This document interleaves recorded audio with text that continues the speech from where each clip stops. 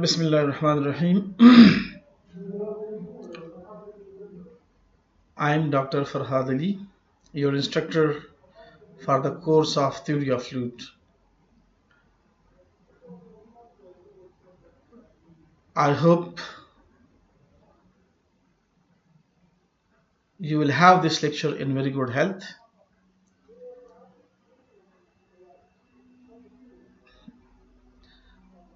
This lecture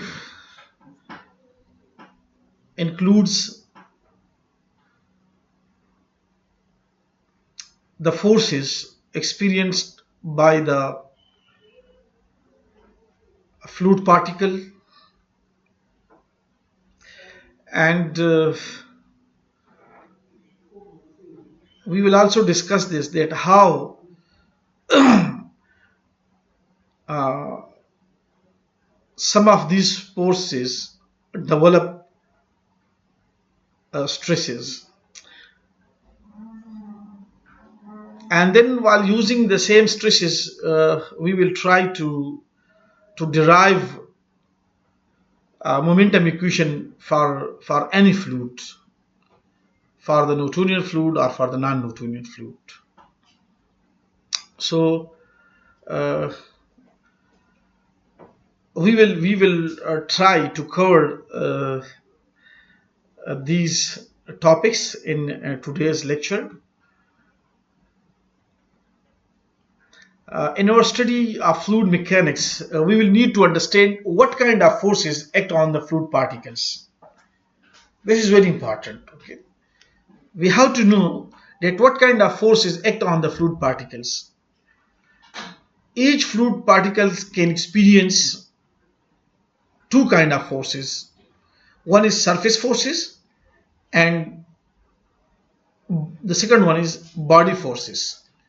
So remember, each fluid particle can experience these forces: surface forces and body forces. What are surface forces, or what is surface force? Surface forces include all forces acting on the boundaries of medium through direct contact. Okay, these are the forces acting on the boundaries of medium through direct contact. These forces are generated by contact with other particles or solid surface.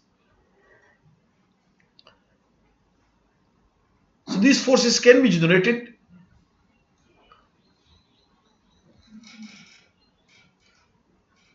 when one particle is contact with other particles.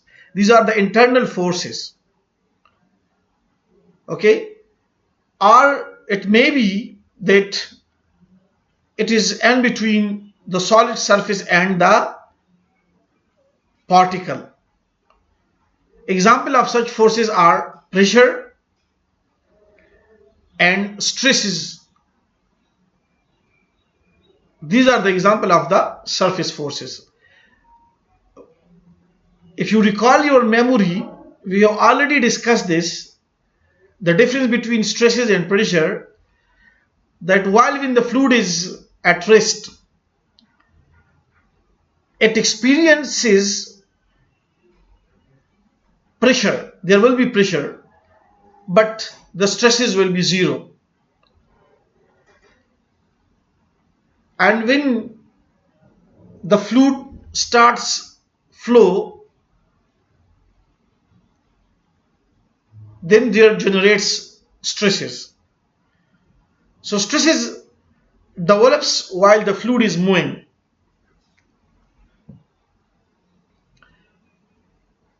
Okay, so these are the surface forces. These are very important because of this stresses are produced, and we will further discuss stresses. Okay, the second force which is experienced by The second kind of force which is experienced by the fluid particles is the body force or body forces. Force is developed without physical contact. Look at the difference between these two. These forces, surface forces, develop due to the direct contact with the fluid surface, and the body forces develop without physical contact and distributed throughout the volume of the fluid, or you can say uniformly distributed throughout the volume of fluid.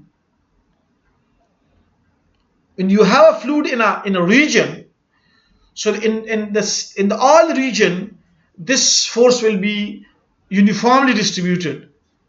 Its amount everywhere will be same, and such forces are called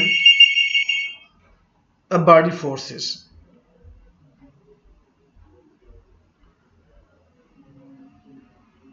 Examples of body forces are gravitational and electromagnetic forces. Okay, these are the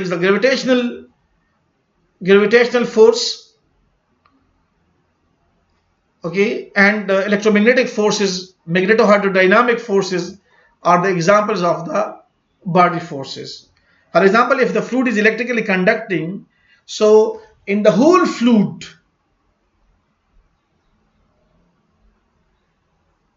this force will be uniformly distributed.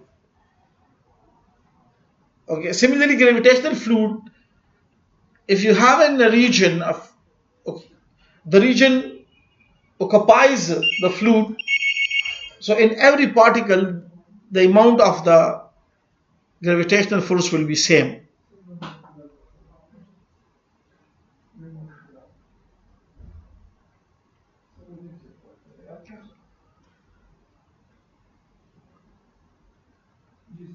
The gravitational body force acting on an element of volume dV is rho g dV. This is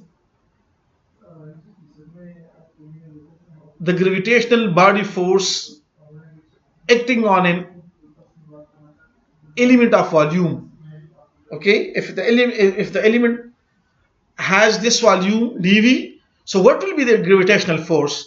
The gravitational force will be rho g dV, where rho is the density, mass per unit volume, and g is the local gravitational acceleration. Thus, gravitational body force per unit volume is gravitational body force per unit volume is rho g. Rho g is per unit volume. The gravitational force, the gravitational body force per unit volume is rho g, and the gravitational body force per unit mass is only g. So these are the two forces, and you will see, we will consider, because uh, the stresses, because we will study the force, the fluid in motion. So when we say that the fluid in motion, we are studying the fluid dynamics. So we study the fluid in motion. So we will experience, or we will face or study the stresses. Okay, and stresses are the surface forces. But at the same time, for example, if the force is electrically conducting, so gravitational force or magnetohydrodynamic force will be applied uniformly to the fluid, and we will also, that is called body force. So actually, the force, just like in uh, the force is applied on the fluid particle according to Newton's second law of motion, F is equal to ma. So F is equal to means if that force will be consist of surface force and body force.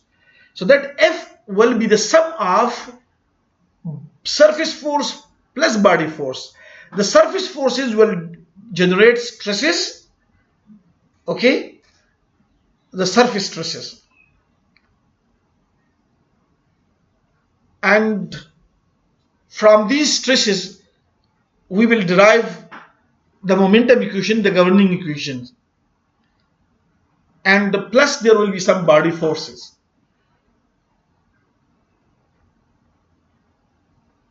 Okay, so after the surface forces, now we are in the position to study the surface stresses. Surface stress. Surface forces on fluid particle lead to stresses. Surface forces on fluid particles, the forces which have direct contact with the fluid surface, and such forces are not uniformly distributed. So surface forces on fluid particle lead to stresses, and we will explain this, support this sentence from the schematic diagram or the pictorial, okay, from the pictorial representation, that how the force acting on an infinitesimally small unit area and how it generates stresses. The concept of stress is useful for describing how force is acting on the boundaries of a medium, that is fluid or solid. Okay, so why we study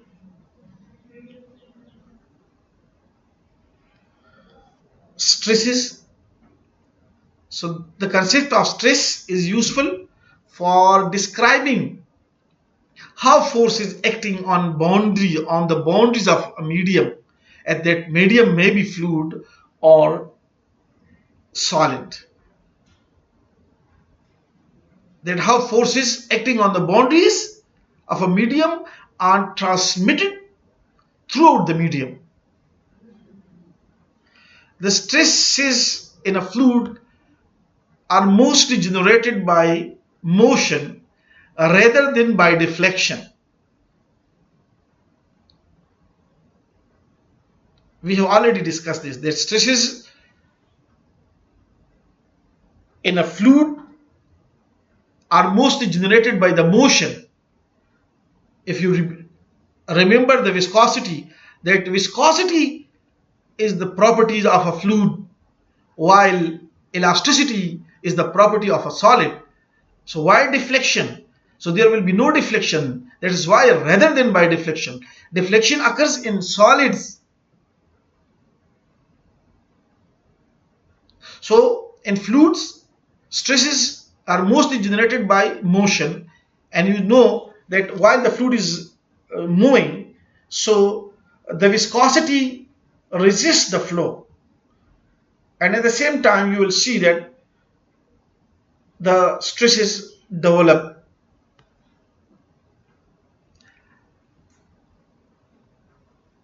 Imagine the surface of a fluid particle and contact with the other fluid particles. Okay, let me take that the surface of a fluid, one fluid particle in contact with the other fluid particles. Consider the contact force being generated between the particles, as we have one particle, there is another particle, and there are forces generated between the two particles. Consider a very infinitesimal small portion, say del A. So this is very small area of the surface at some point C.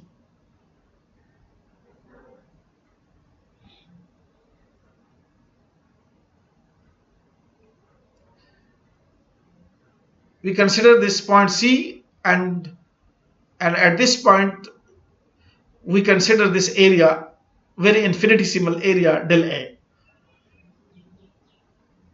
And as the area is infinitesimal, so the very infinitesimal small force del F acting on a this area, small area, and as this force is vector, so it may be resolved. Let it be resolved in the 2D into two components, one normal to and the other is tangent to the area. So because if this vector force, this may be divided as resolved as normal to the area and tangential to the area. So this force will be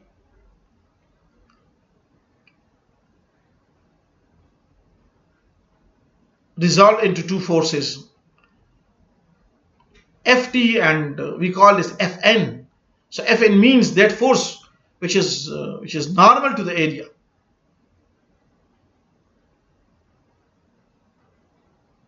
and the other force which is tangential to the area. A normal stress sigma n and a shear stress tau n are then defined as, because using these forces, as these are the surface forces, it will generate the stresses. Okay, so you can see this, and we have already discussed this, that stresses are nothing but these are the forces per unit area. So as we have considered the small infinitesimal area, you can see from this figure. Okay, let me first discuss this figure. Okay, this is a point C, and we have considered the small area of del A, and this force is applied on this area, a very small force del F is. Now we have resolved this del F force, you can see, resolved this forces into normal to this area. Look at this is normal to this area, okay, and this is tangential to the area. So we denoted this by del F T, and this is del F N. Okay, so maybe look at this one. This is the area. So okay, this is just like normal. So I don't know, I cannot show this, but this will be like this. Okay, you can see that it will be normal. So it means normal will be in this direction. So in the 2D I can just show normal as this, and this will be the tangential parallel to the, this is normal to this area. You know that how will be the normal position. Okay, practically when you physically show what will be normal, and this is tangential, and this is the vector force F. So this force F has been resolved in this one, normal Fn and Ft tangential. So now this force per unit area, this is del A. When it applies on this area del A, what we call this, when force is applied on the area, so Fn del A, because we have two forces, and Ft del A divided by del A, force per unit area. So forces are different, area is same. Okay, as this is the normal force, normal to the area, so we call this normal stresses. This is how the stresses develop, like this. So when force is acting on area, so it generates actually the stresses. Just like in the fluid flow, viscosity applying forces on the fluid particles are two particles. Look at this, these are the two particles, and these two, the force is generated between these two particles. So as the force is generated in these two particles, this force develops stresses, and if this is this force is normal to the area, so it will be the normal stresses. If it is tangential to the area, so this force will be denoted by, from the, sometimes we denote it from tau, the tangential stress, or sigma t. Also we can denote this from sigma t, tangential, sorry, not in, tangential stress and normal stress. So this is actually uh, what we have shown in the text. So it is supported by this factorial representation. Okay, and now again you can see this is in the orthogonal coordinates. In the orthogonal coordinates, this is actually orthogonal coordinates. Okay, and when the orthogonal coordinates are transformed to the Cartesian coordinates, in this you can see only the normal and tangential, but in this case we have the Cartesian coordinate x, y and z. So the force is resolved into three forces: the surface, if this, and we have three perpendicular planes in three mutually perpendicular surfaces. So first, for example, if you consider the x surface, then we have the y surface and then z surface.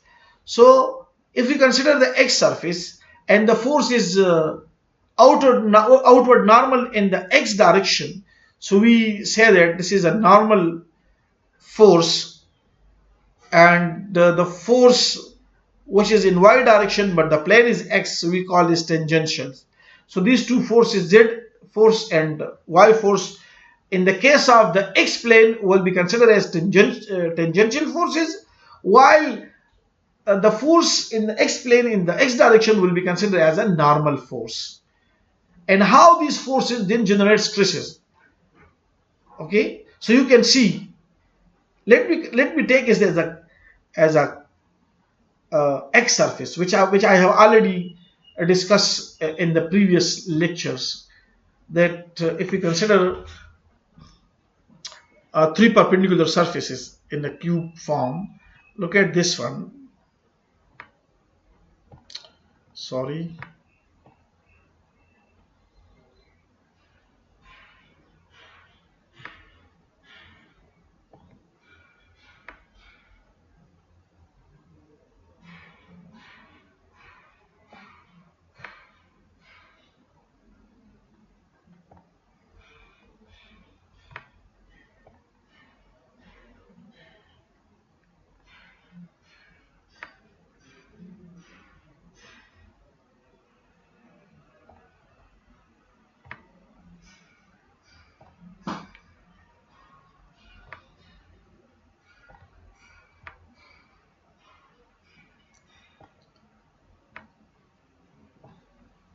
So I don't have a proper hold on this marker, so the graph will be not fair, but just rough graph.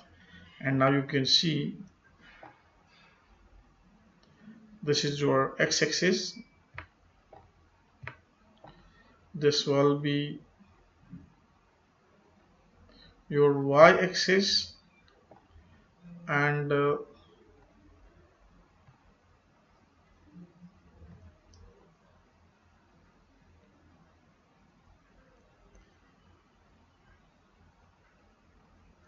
this will be your z-axis. Okay, so now you can see the three surfaces. This is called the x surface. We call this x surface.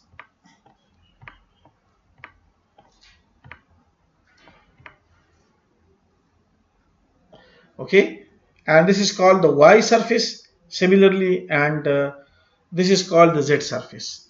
So now when we force applied on this surface, So its direction will be in x direction.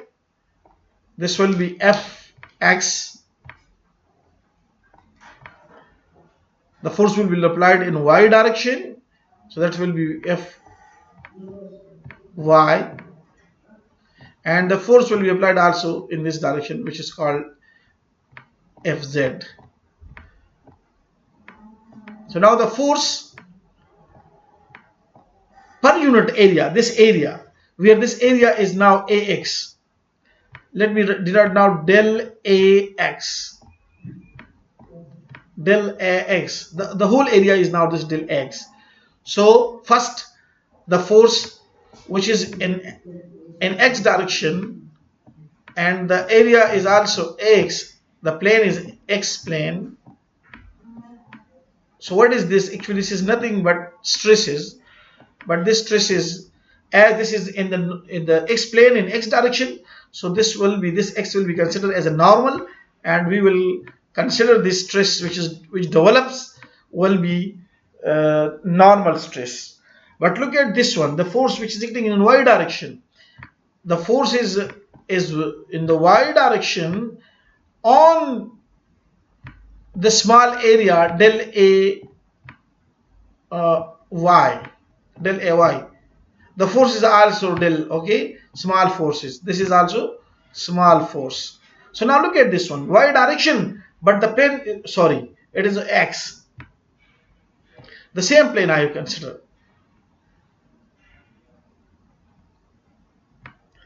Del a x. So the force per unit area, and the plane is x. So now this force, as the plane is x, but the direction is not in x but in y, so we will consider this force as a tangential force. So when the tangential force acting on the area, so that this will be considered as a x plane in y direction. We call this shear stresses, tangential stresses. Similarly, look at this force Fz. Again, it is acting on the same plane. This is a very small force del Fz, but acting on the area del Ax, which is equal to, again, this is in the z direction. So the plane is not z, the plane is x. So this force will be considered as a tangential force. The tangential force per unit this area, which is x plane. So this will be also considered as ta x plane, but in z direction. So in one surface we have three stresses. One is normal and two is tangential. Similarly on this one will be, the force will be acting in this direction. So now you can see this is the x y plane in y direction. Okay, so look at this one. On the y-x plane, you will have these three stresses: sigma x-axis, ta xy, and ta xz. Similarly, for the y plane, this will be sigma yy, and this will be ta yx, y plane in x direction, and ta yz, y plane in z direction. And similarly for the z plane, because there are three perpendicular surfaces, one, two, three. Okay, so let me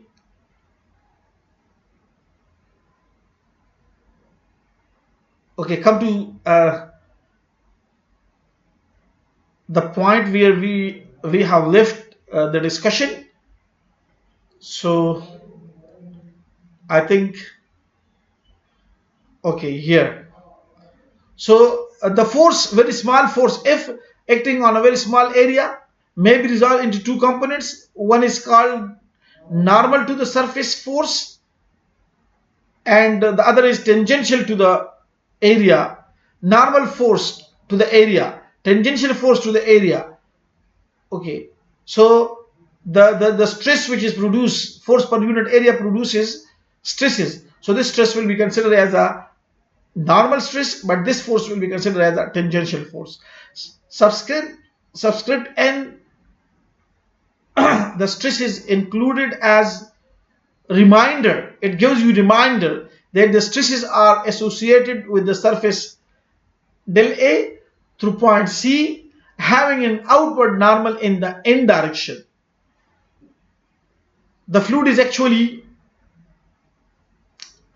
a continuum, so we could have imagined breaking it up any number of different ways into fluid particles around point C, and therefore obtain any number of different stresses at point C.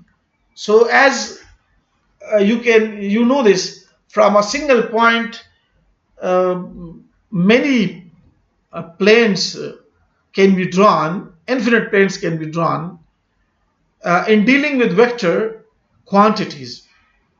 Dealing with vector quantities such as force, we usually consider components in an orthogonal coordinate system. I have already discussed orthogonal coordinate system. In rectangular coordinates, we might consider the stresses acting on a planes. In this, we consider the and tangential normal and tangential coordinates. The force which is acting normal are in tangent to the plane. But in rectangular coordinates, we might consider the stresses acting on a planes whose outward drawn normal are in the x, y, and z direction. If the surface is x, so the force which is acting in x direction will be considered as a normal. If the surface is y and the force is acting in y direction, so it will be considered as a normal. And similarly for z. As we have shown in the figure 2, we consider the stresses on the element. This is the element having this area whose outward normal is in the x direction. So I have already discussed these things. Okay, so I have and then we look at this one. Okay, I have already do this. Now taking limit del x tends to 0, because this will show you that you are studying something on the point, and from the point we can discuss, or we can apply the calculus. So you will have this dfx by dx. And similarly on this is actually x plane in x direction, so that's why we have considered this as a normal stresses. X plane in y direction, I have already discussed this in this area. Okay, I have already discussed this is the same. So fx by x, these are the x shear stress in x plane in y direction, and this is the x plane in z direction. Okay, so we have used double subscript 1, 2, double to label the stresses. The first subscript, in this case x, indicates the x plane on which the stress acts. In this case, the surface perpendicular to x-axis. The second subscript indicates the direction, like x direction, y direction, and z direction. The second indicates the direction in which the stress acts. Consideration of the area element del Ax would lead to the definition of stresses sigma xx, tau ix, and tau zx. Use of the area element del X would similarly lead to the definitions of, again, sigma x, tau ix, and tau zx. Okay, although we just look at the three orthogonal planes, they are the three orthogonal planes perpendicular to each other, three planes. An infinite number of planes can be passed through point C. As I have mentioned this before, that infinite number of planes can be passed through point C, and the infinite number of stresses will be produced, resulting in infinite number of stresses. associated with the plants through the point. But fortunately, look at this. Is we are very fortunately the state to describe the stresses at a point can be described completely by specifying the stresses acting on any three mutually perpendicular planes. So if we find the stresses on the perpendicularly three planes which are mutually perpendicular, so these forces are enough, and the complete stresses can be described from these uh, three perpendicular planes. The stress at a point is specified by nine components, and you can see here nine components, because look at this one. We have one, two, three. This is only for the x surface. Now for the y surface, there will be three: sigma yy, sigma yx, and sigma yz, and then three for this one, sigma zz, because the force acting on this area, in the z area, if z, and the area is del az, so that will be sigma zz, and then the force which acting in this direction but az, okay, the force will be fx and az. Now the area will be changed, so it will be tau zx and tau zy. So 3 plus 3 plus 3, 9 stresses will be produced. Okay, 3 are normal stresses which are on the main principal diagonal, and the other 6 are the tangential stresses. If we combine all these stresses, we denote all the 9 stresses from this T capital. This is maybe sometime bold.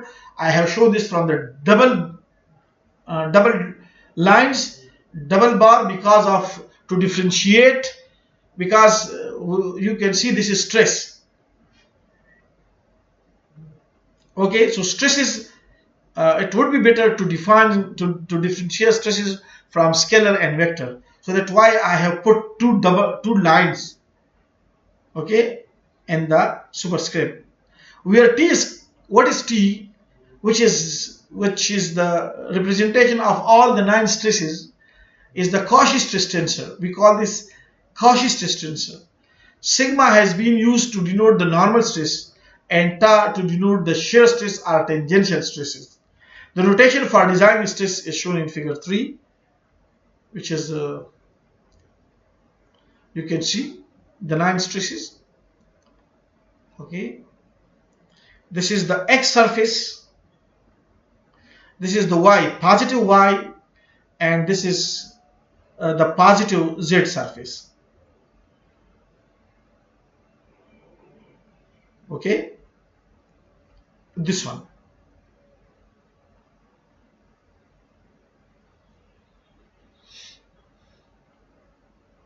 Sigma zz,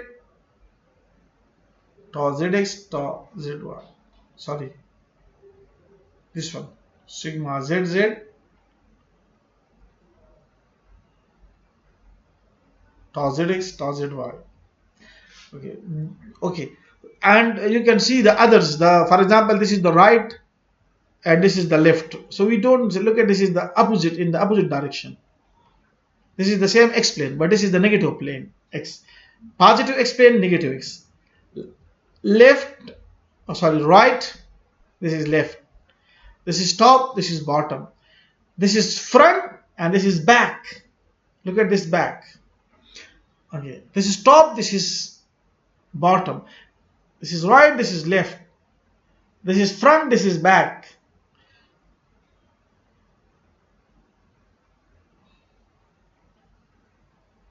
So you can see we have just considered the three mutually perpendicular surfaces. This one, and this one. 3 perpendicular surfaces, and which consist of 9 stresses. Referring to the infinitesimal element shown in figure 3, we see that there are 6 planes. 2 x planes, 2 y planes, and 2 z planes on which stresses may act. In order to designate the plane of interest, we could use terms like front and back, top and bottom, or left and right. I have already discussed this. So, however, it is more logical to name the planes in terms of coordinate axes. The plane are named and denoted as a positive or negative according to the direction of the outwardly drawn normal to the plane. Okay, so when the outward normal is in the x direction, in the x plane, okay, so we call this the positive plane, and you can see when it is in the negative x direction, so it will be considered as negative plane.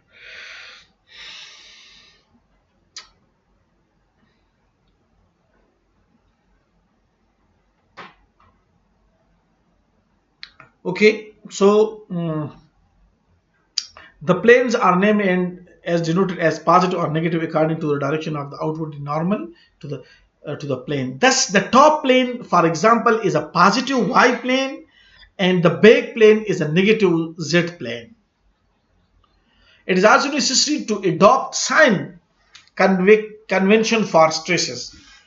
A stress component is positive. Remember, this is very important. A stress will be positive when the direction of the stress component and the plane on which it acts are both positive or both negative. So, if the plane is positive and the direction is also in the positive x direction, so that will be positive. Or the plane is negative and also the direction is negative, then again the stress will be positive. For example, if we have this as a tangential stress in y plane in x direction is 5 lb per feet square, okay, this is pound, represent a shear stress on a positive y plane but in the positive x direction, or a shear stress or negative y plane in the negative x direction. So negative multiply negative become positive. In figure 3, all the stresses have been drawn as a positive stresses. We have not considered because then there will be again 9 stresses, negative stresses. So we have already considered the positive stresses. Stress components are negative when the direction of the stress component and the plane on which it acts are opposite sign. For example, the plane is negative but it is acting in the positive x direction. So the plane is negative, the direction is positive. The plane is positive, the direction is negative. So the result will be negative stress. I hope you will understand this. Okay. So now, uh, as we have discussed the stresses, the 9 stresses,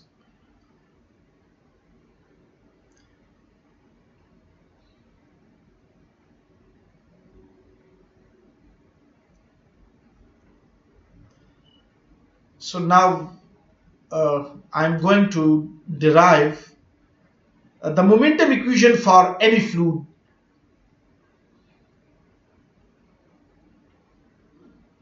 The momentum equation for any fluid,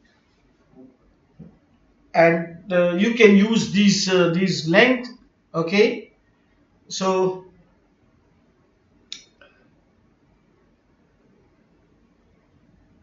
we will use second law of motion, F is equal to ma, and that force F, as we have discussed in this lecture, that that force will be considered as a surface force plus body force, and these forces will generate the stresses, because force per unit area actually is nothing but it develops stresses. Okay, and we have shown that 9 stresses may be developed. Okay, so uh, and in this we will able after the end, after this lecture, that we will have a momentum equation for the for any fluid means for any fluid means that for Newtonian or non-Newtonian, and then in Newtonian non-Newtonian we have time dependent or time independent, or fluid which are shear thinning or shear thickening. Okay, so a dynamic equation describing fluid motion may be obtained. So because we study the fluid in a motion, we study the fluid dynamics. So we will study the fluid in motion, and when the fluid is in motion, so the forces will be applied, okay, on these fluid particles. And as we consider the fluid in continuum, we are not considering individuality, okay. As we have already discussed that individuality, it means that for every and each particle you will be apply second law of motion. So for even in a dot there are million of particles, so you will need million of the Newton second law. If one is equal to ma, if two, if three, and millions, so humanly it is not possible. So that's why we move towards the continuum approach, not collectivity. Collective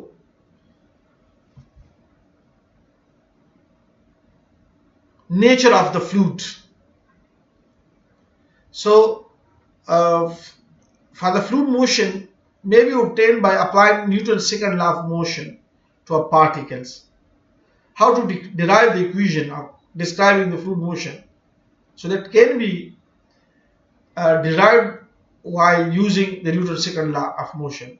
To derive the differential form of momentum equation, we shall apply Newton's second law to an infinitesimal fluid particle having mass dm. So it is an infinitesimal fluid particle, very small fluid particles having mass dm. Recall that the Newton's second law for a finite system is given by F is equal to ma or F is equal to dt in, in terms of the linear momentum. Okay, that in linear momentum, the second law can be defined as the rate of change of the linear momentum.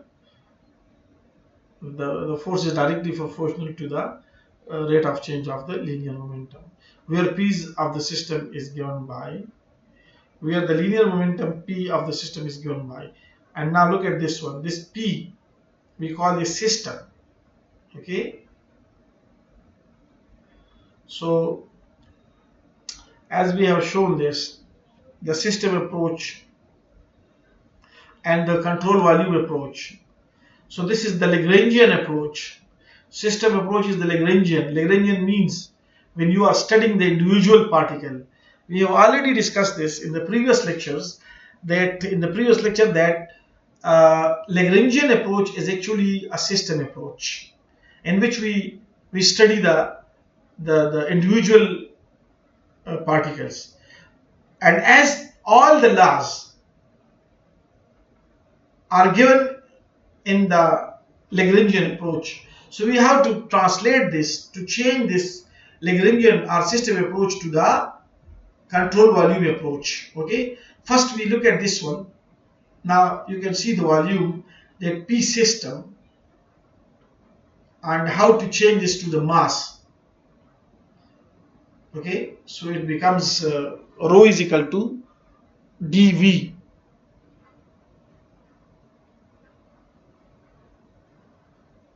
Okay, so what is dm actually?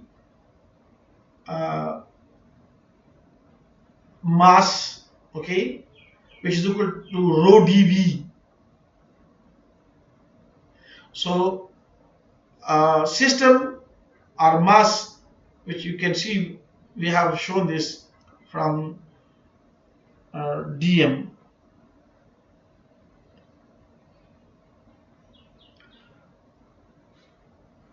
So P is equal to mv. So this is big, as we have considered very infinitesimal small mass, so that's why we have considered dm. This is very infinitesimal mass. So dmv, mass multiply velocity, is called the linear momentum. Then for the, now we have to replace this p value in this equation. So you can see this is very small force df is equal to dm dv by dt.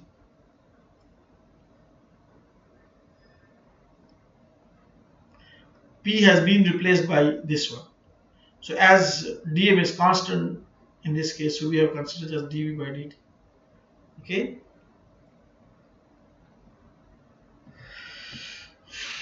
Having obtained an expression for the acceleration of a fluid in the middle of the fluid, having obtained an acceleration, look at this one, this is acceleration, rate of change of velocity, this is acceleration. We call this the total acceleration of a fluid element of mass dm. What will be the acceleration of this particle, of the fluid particle or the fluid element having mass dm? The mass of the fluid particle or the fluid element is dm, so what will be its acceleration? Moving in a velocity field. When it is moving in a velocity field, so what will be? Its velocity will be changing. So what will be its acceleration? We can write the Newton's second law as the vector equation F is equal to, we call this ma. So this is m, this is dv by dt is a, or very small force df is equal to dm dv by dt. So I can write this total derivative as a sum of the local derivative, or in other words, the Lagrangian approach is translated to the volume approach or the Eulerian approach. So now you can see this is actually when you are studying something at a point, and this is something you are when you are studying individuality, individual particle, and this shows that something when you are studying something in a region at a point, don't care about the molecules, individual molecule, but you are studying something in a region or on a point. So we call this the Eulerian approach. This is called the Lagrangian approach. So the total derivative or the total acceleration has been changed, translated to, transferred to local acceleration and convective acceleration. Look at this one, how it is changed. You can see local acceleration, this one, this is the convective acceleration, and in the previous lecture we have derived this one, because this is nothing, this is dx by dt, dx by dt, and dt by dx, so it becomes partial v by partial x, okay, and dx by dt is equal to u, and this is dy by dt is equal to v, and dw by, so by dw by dz by dt is equal to w. Okay, so this is called, okay, this one, this is called the, from here to here, this is called convective acceleration. This one is called the local acceleration. So how to find the total acceleration? The total acceleration, which is denoted by d by dt, can be obtained from the local derivative, local acceleration plus the convective acceleration. And we call this as a material derivative or substantial derivative, and this is called the local or convective derivative. Okay, so remember, without this thing, this is mass, we call this one is equal to this thing, because it is, look, you can see this is the same here, but we have split this one into local acceleration and convective acceleration. We now need to obtain a suitable formulation for the force df or its components dfx, dfy and dfz, because the force will acting in x direction, the force will be acting in y direction, the force will be acting in z direction, and at the same time, remember, this is the surface force, but sorry, this is the total force, and the total force may be surface force will be acting on the fluid particle plus some body forces will also acting on the fluid particle.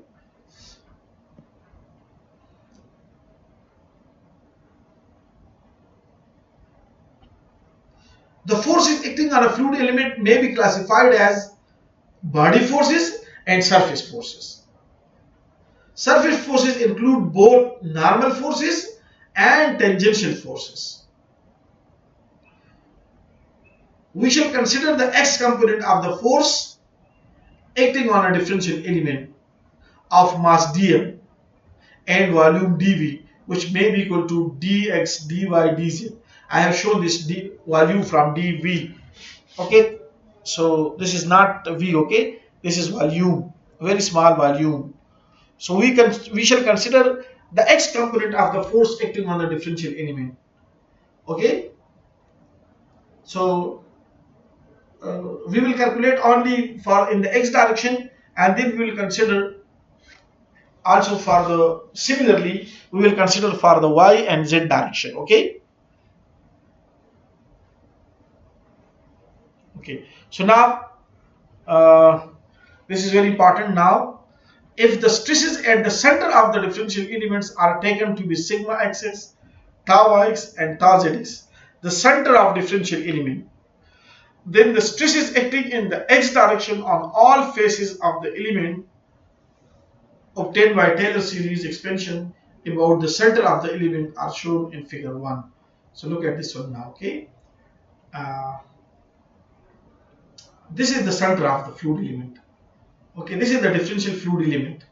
We have considered this uh, cube as a differential fluid element.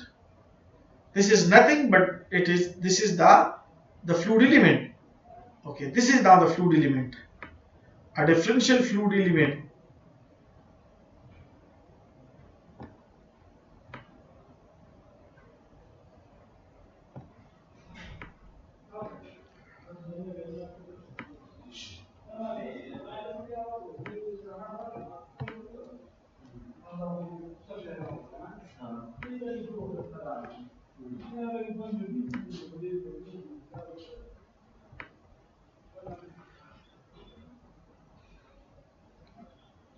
okay, so this is the differential fluid element. Okay, so this is now an x direction, z direction, this is x direction, and this is y direction, and this is z direction. Okay, and this is x direction.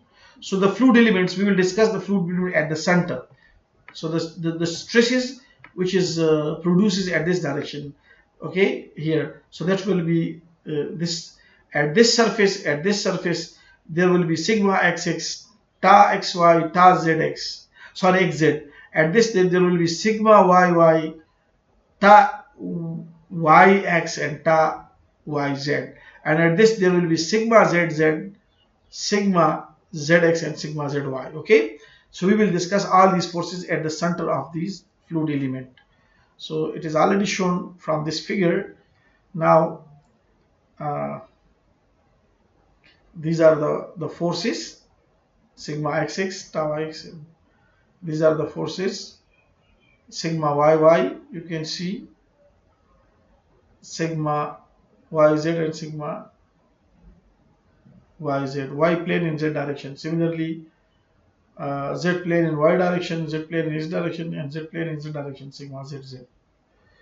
Okay, so 6 faces of infinitesimal cube, but we only needs the 9, okay, stresses. Okay, so how this come, the forces, look at here from this diagram. Okay, so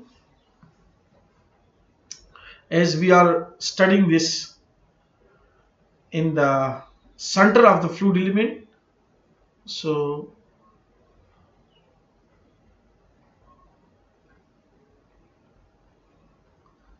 okay, so in the positive explain how to obtain this one. Okay, so let me write, this is very important. Now okay, the fluid element in x direction. If you consider this is the x direction, okay, so sorry, this one, okay, so uh, the the the stresses, the changes will occur in the stresses, okay. So you can see if there is sigma x axis, so sigma x,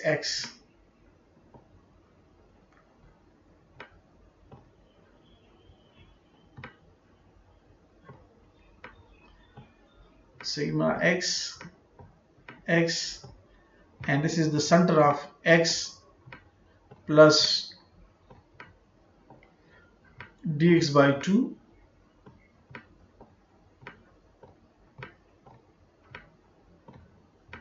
So what will be the result on the positive x-axis?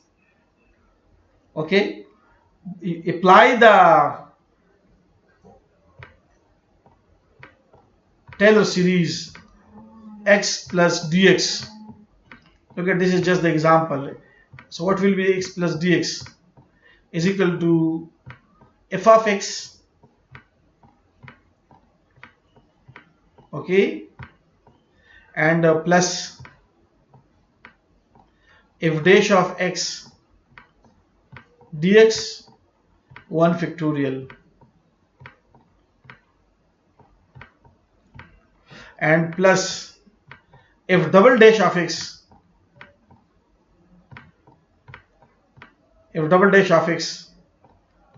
dx whole square divided by 2 factorial. So this is the Taylor series. So look at this one, the same procedure we will apply. F of x means sigma x axis is the function of x plus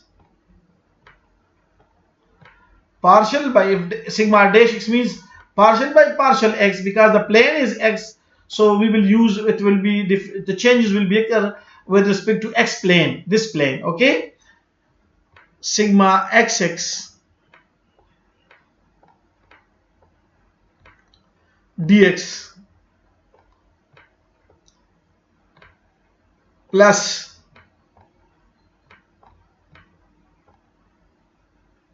partial square by partial x square double derivative of sigma xx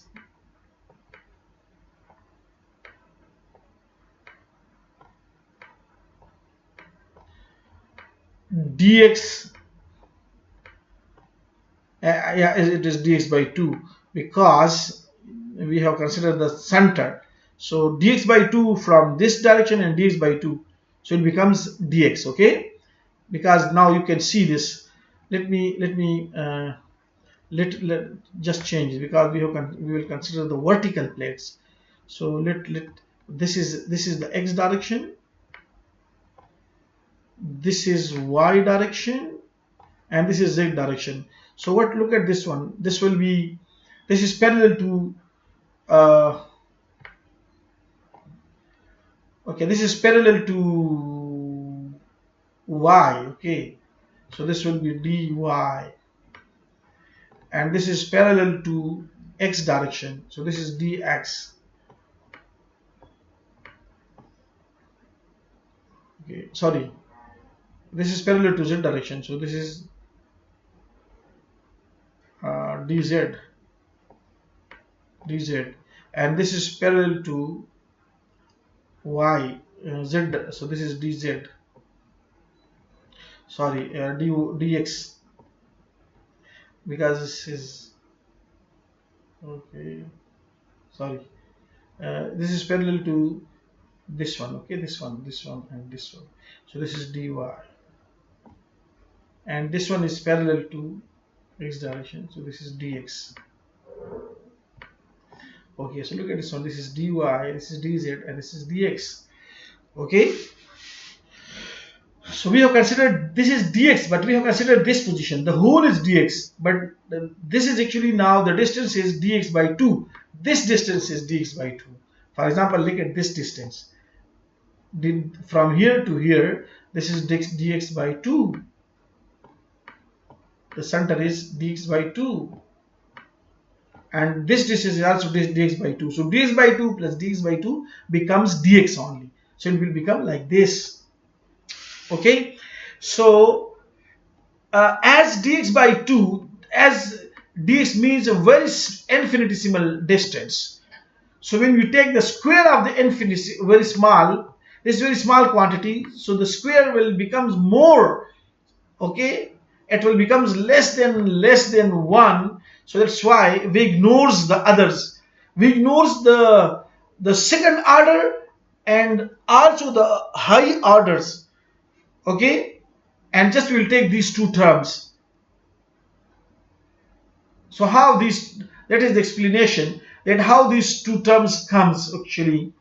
Okay, like you can see, like this is the positive x surface, sigma x-axis partial by partial x, sigma x-axis dx by 2. So we applied actually the Taylor series, and now this is the x plane, the negative x plane. So in the negative x plane we will just change this.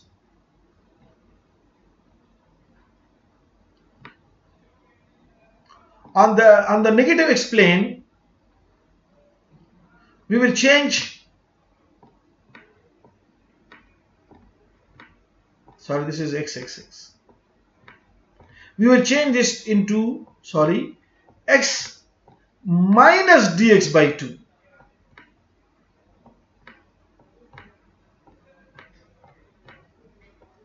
Minus dx by 2. So when we change, again, look, you can see it will become sigma xx by using Taylor series. While studying something at the center, so you can apply the about this point, so you can apply this Taylor series, plus partial by partial x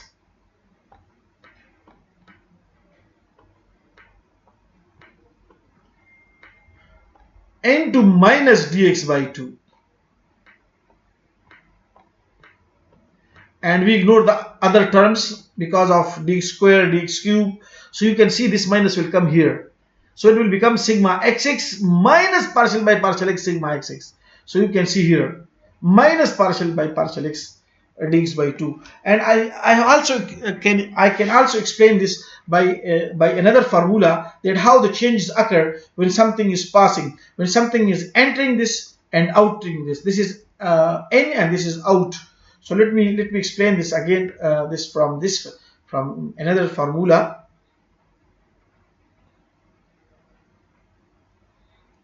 Look at this one. If you have, this is, look at this one. This is something is entered. Let this y is enter. Or let me write sigma x-axis here, sigma xx dx.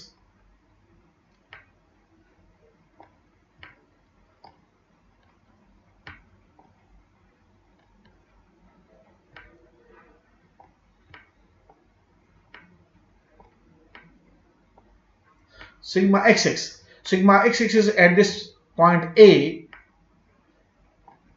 It enters this point and then it comes to this point.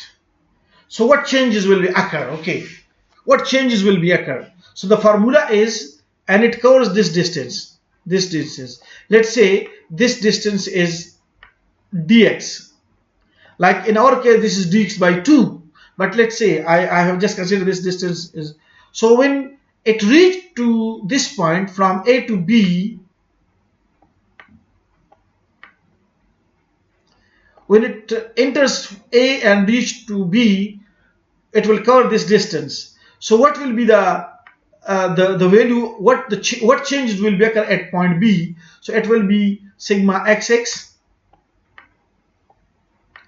changes partial by partial x, because it is with respect to x-axis, and this value sigma x-axis into the distance covered. So the distance is dx. So you can also apply this formula. Okay, that if something is entering or it's moving from this point to this point, so what changes will be occur? So that will be the same, this thing plus the changes in with respect to x in this point, in this value, and the distance covered, that is dx.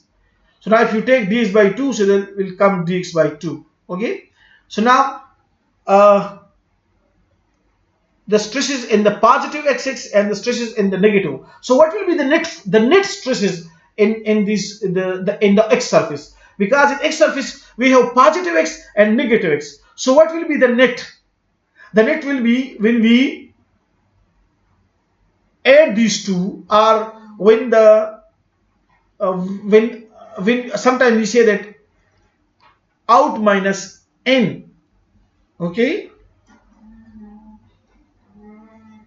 so you can see what will be the net force in the x direction, because it is the in the x direction. So because we have considered all the forces in x direction. So uh, in this plane we will have the forces in x direction, but also in this plane we will have the forces in x direction. Okay, and also in this case we will have the forces in x direction. Okay,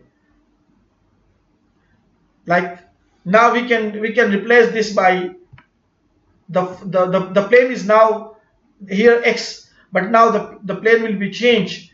Look at this one, now the plane will be changed to y, and but in the x direction, and the distance which will be curved will be, the changes will becomes with respect to y axis now, because the plane is now y. Okay, so this will be now changed to dy. And look at this was when this will be changed to tau yx by the green. Look at the green now. Tau yx y plane. The changes will be with respect to y,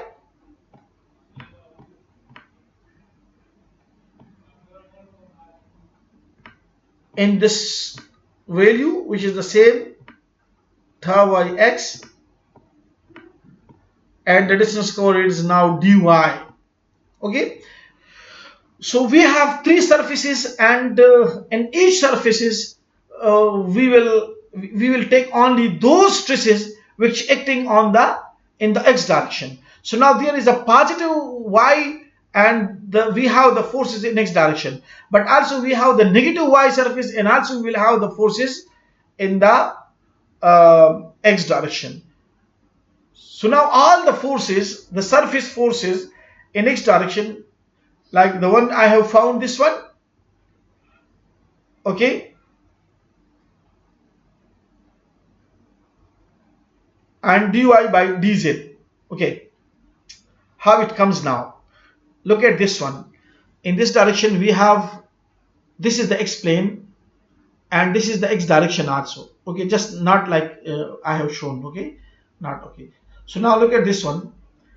When it is moving,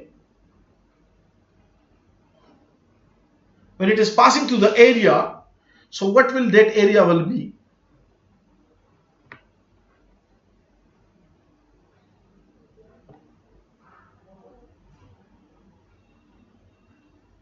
Or maybe if I have, if I can show this one, if there is any dy dx.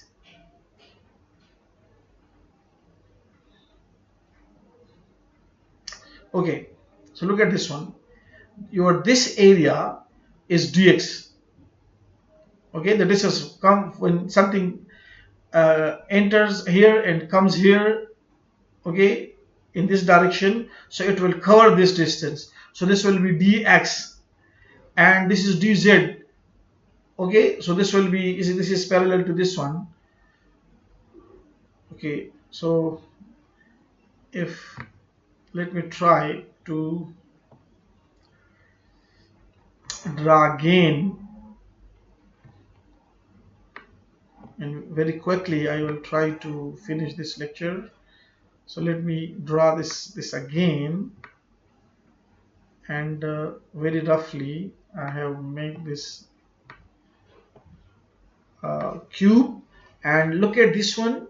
This is your x direction, okay, and this is your y direction, and this is your z direction.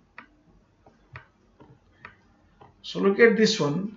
When something enter this area, okay, something, you are studying something and it will out from this area, enter and out, or you are studying the stresses at this positive x-axis. So what will happen actually? Okay, so look at this one. Look at this one. This is the same parallel to this line, so this will be dx. This will be your, look at, this is parallel to this one, so this is dz, and this is parallel to y-axis, this one, so this is dy. Okay, so now look at this area. Look at this area. Look at this. Sorry, I have this area. I have to share this with some other color. So if you look at this area is made of this one and this one. So look at this area. When something is penetrating with this area, so this area is made up of dz, okay, which is equal to this one. Look at this one, and this one, which is dy. So this is the area where it is penetrating, when it is passing through, and which amount is passing through this area. This amount is passing through this area. This is the cross-sectional area, this one. When something is going in x direction, so it will be penetrating, or the cross-section area will be dy by dz. If it is in the y direction, so the penetrating or the cross-sectional area will be dx and dz.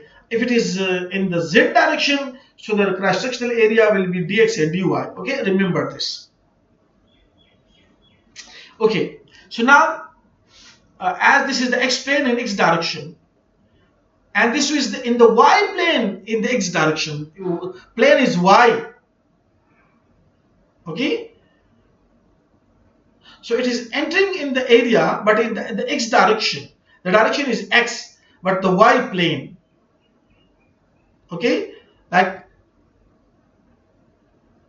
now you can see this one.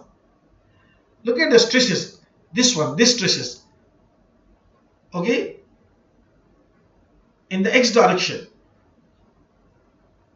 So when it is moving in the x direction and the plane is y, the plane is y. Okay, this is the y plane. Okay, this one and this one. So look at the area which is it penetrates. So it is made up of, look at this area. Look at this whole area. This one, this one, this one, and this one. Look at. So it is made up of dx dz, but it is in the x direction. But now in the y plane. Okay, in the y plane and in the x direction, so you can see the cross-sectional area.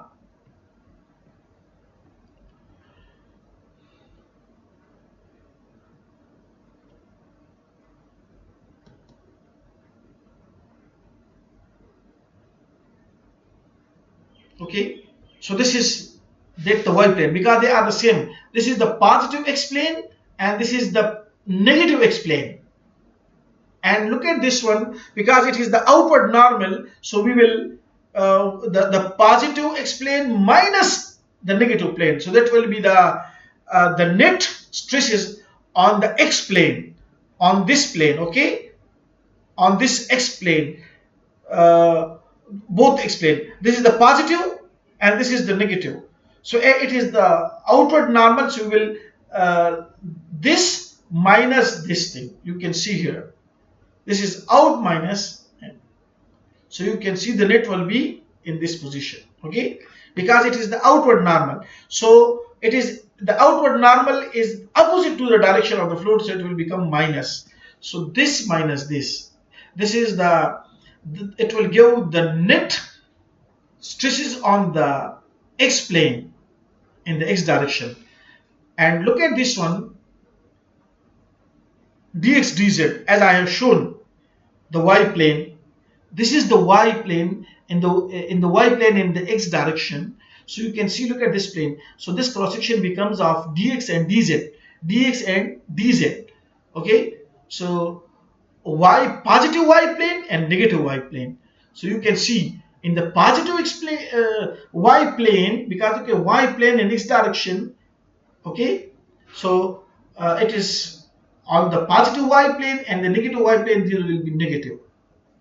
Okay, but as it is in the opposite to the outward normal, the outward normal is in the opposite direction of the stresses direction, so that's why we will have minus. So this will be minus. So this will be the net stresses in the x direction on the y plane. Okay, so we have 6 surfaces. 1, 2. This is positive x surface, this is negative x surface. This is positive y surface, this is negative y surface. Now similarly, this is the positive x surface, and look at the stresses in the x direction. Okay, because the plane is y and direction is x, so all the stresses will be tangential, not normal. And look at this one, the surface is x and the direction is x, so you can see these are the normal stresses. Okay, so now again the stresses on the z plane in this direction, and this is the stresses inside the bracket, the stresses on the negative z plane in the x direction. And now we will subtract this from this one, and you can see this will be cancelled with each other, sigma x minus sigma x, and plus partial sigma x, sigma partial by partial x sigma x, and minus positive part to 2 times this one, and dx by 2 plus dx by 2, 2 times dx by 2. So we can take this way. Let me calculate 1, and then you will. So we will have sigma x minus sigma x. So it will cancel each other. Okay, like you can see here, sigma x minus sigma x, plus and minus into minus plus. So 2 times this. So 2 times plus 2 times partial by partial x sigma x into dx by 2. So this 2 will be cancelled with this 2, and just we will have partial by partial x sigma x, and multiply the penetrating area or the cross section area in the dx means dy dz. So now it will becomes the result will be 2 cancel, and just we will have partial by partial x sigma x dx dy and dz. Okay, this comes from this one, and from this one again tau yx will be cancelled with minus tau yx, and just we will have 2 times this thing and divided by 2. So just we will have partial t by partial y and dx dy dz again, and similarly partial by partial z t tau zx dx dy dz.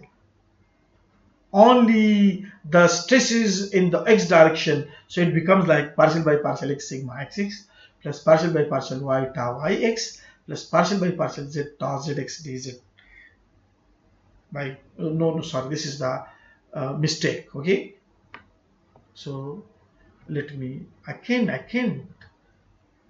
delete this. Okay, now at the same time,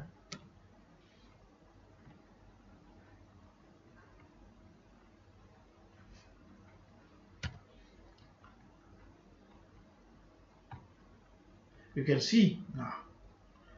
So I have partial by partial x sigma x because in all these three we have dx, dy, dz. We have dx, dy, dz. Also, we have from this dx, dy, dz. Also, we have dx, dy, dz. And we will take it common from all these three. And we have from the first one, from this one, we only have only left partial by partial x sigma xx. From this one, we only left partial by partial y tau yx. From this one, we only left partial by partial z tau zx in the x direction. You can see. Okay, so all, as I have mentioned this, that this is only the surface force, but also we will have the body force in the x direction, because I am discussing this in the components form: x direction, y direction, and z direction. When the forces of gravity is the only body force acting, then the body force per unit mass is g. The net force in the x direction, dfx, is given by rho gx. What is this rho gx? This is the body force and this is the surface force. Body force plus surface force. So remember that these things comes from the body, the surface forces, this portion, and this portion comes from the body force. Similarly, we can do the dfy, which will be equal to df, body force in y direction, and surface forces in y direction, and that will be rho gy partial by partial y sigma yy partial by partial x ta xy. Those forces on the x plane in y direction, and the force is partial by partial z, but this will be changed into y, z plane in y direction. This will be becomes y. Okay, and this is again mistake. So let me again delete this.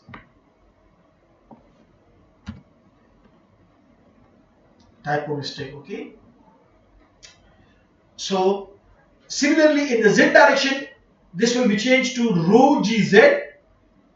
Okay, there is no arrow. Okay, remember there is no arrow, because on the arrow should be deleted, because it is only exponent form in this direction. So if you can, okay, we will remove this from all these. So rho gz partial by partial z sigma zz partial by partial x tau xz, explained in z direction. All the forces, stresses in the z direction. So plane is x. We will have plane is x, but in the z direction. Already explained this.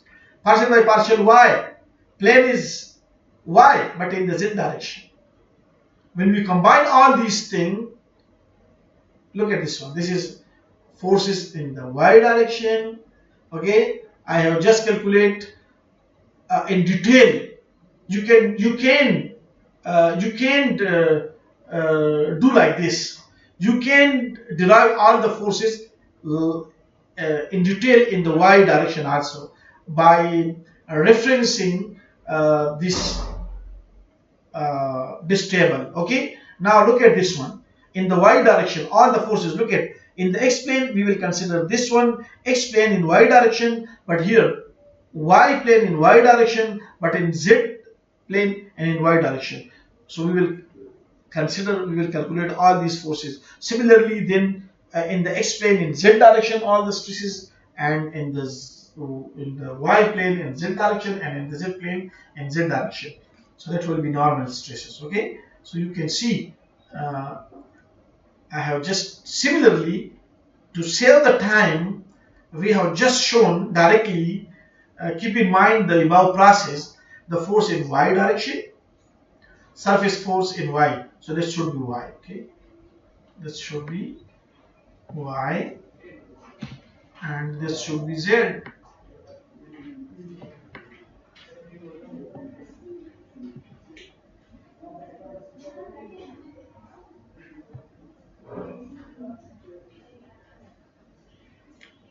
Okay, gy and gz. So now, sorry, okay, we have now formulated expression for the components dfx, dfy, all the forces, the sum of all the forces, meaning in the x direction. There is no need to put the arrows here. This should be removed. This should be removed. This should be removed. Okay, and the force is in x direction. So now this is no more vector, this is no more vector, and this is no more vector. Okay, so the surface forces plus the body forces in a direction. Fy shows the surface forces, the body forces in y direction, and the surface forces and body forces in z directions. Okay, acting on the fluid element of mass dm, having mass dm. These are these are the forces which acting on the fluid element having mass dm. If we substitute this expression in equation 6 to 9 for the force component into the x, y, and z components of equation 4, so look at equation 4, look at this one. Now we will uh, change this into the components form. Okay, equation 4. But now if this is the in the fx, so fx, for fx we will have the velocity component, the x will be u. So it will be replaced by u, u, u, u. Only the vectors v will be changed to u. And for the fy, this v will be changed to v, this small, okay, component v, component v, component v, component v, component v. For the dfz, this v will be changed to dw dt, and this will be changed to partial w by partial t, partial w by partial x, partial w by partial y, partial w by partial z. Okay, so you can see in equation 4 we obtain the different equation of the motion rho dv. This is the dv, dx, dy, dz, because dm has been changed to rho dv. Mass is changed to, what is mass? Huh? So mass is equal to rho dv, while u multiply rho. And look at this one, partial u by partial t. I have already explained this, that v vector will be changed to x component of velocity is u, and the x component of the stresses plus the body force. Okay, I have, yeah, here I have mentioned this partial by partial x sigma axis. So these are all the stresses, the surface forces plus the body forces in x direction, and this is the velocity in x direction. Similarly, this is the velocity in the y direction, the acceleration in the y direction, and these are the forces in the y direction, body force plus surface forces.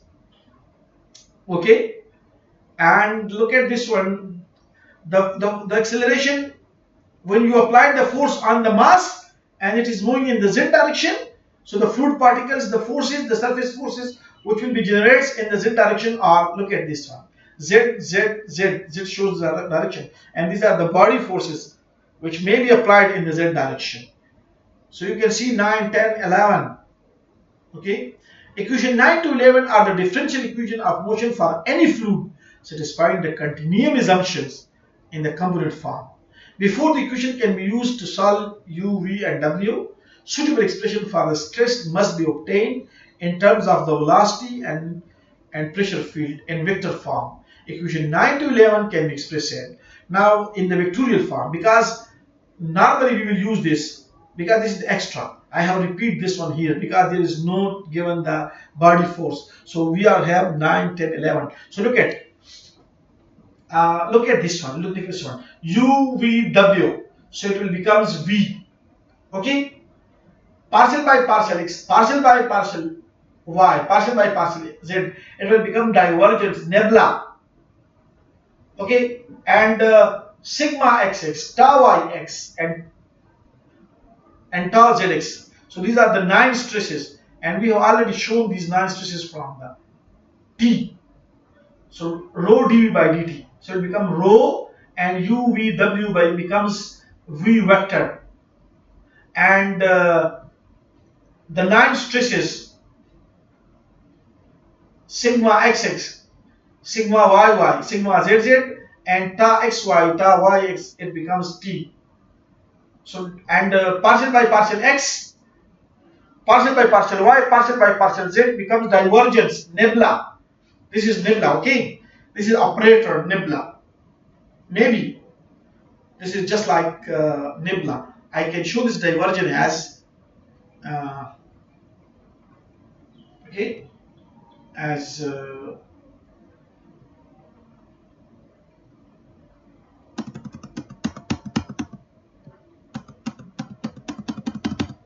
this divergence. So I can write control F, um, partial by partial,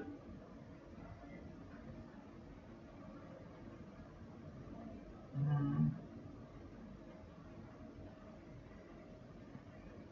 partial by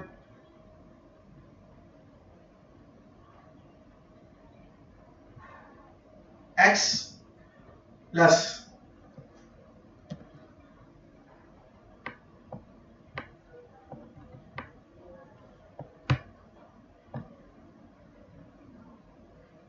and I. Okay, sometimes when you in projector form, maybe I, J, and K. So control C, control V, control V. So partial by partial Y, and let me write here. Okay, sorry. Control bracket. This is some dot, maybe something. Any properties, dot. Control C, control V, control V,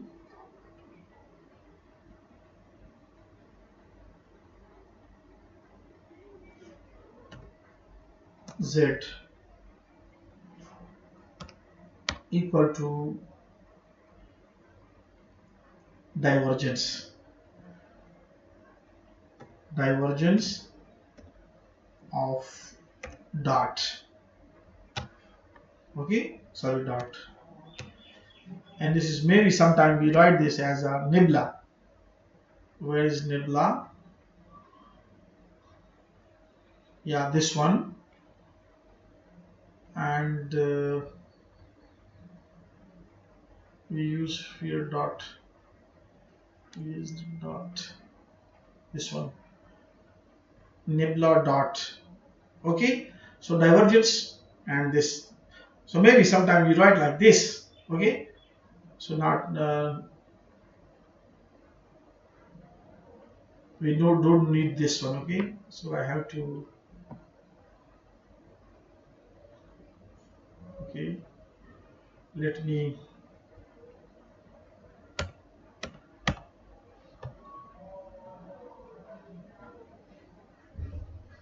Okay, so I just for explanation.